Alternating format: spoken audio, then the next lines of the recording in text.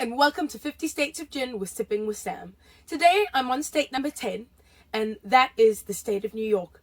The distillery I've chosen to represent that state is the New York Distilling Company, and their gin is Dorothy Parker.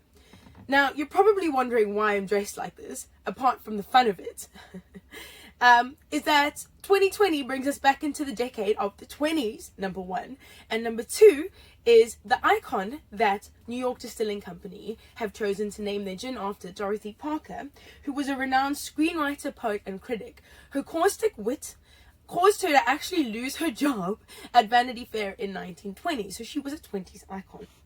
An activist, her reputation on the New York art scene, her wit, and her enthusiasm for gin is what led the New York Distilling Company to name their flagship gin after her.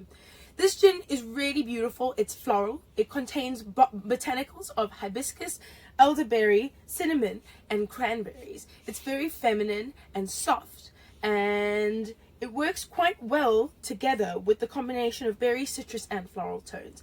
They recommend it in a gin and tonic, but what I've decided to do is a bramble. So what I have in my shaker already is a shot of the Dorothy Parker, a shot of the raspberry liqueur, some lemon, fresh lemon juice, ice, and some berries. I'm going to shake that all up.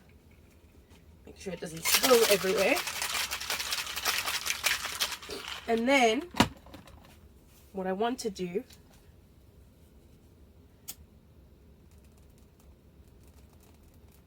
is add a little bit of a cinnamon. Hopefully I don't set myself on fire.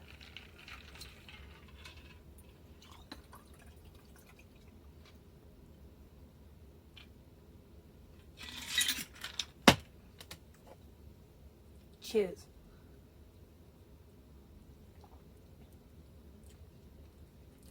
The gin itself, so that is absolutely beautiful, and the gin itself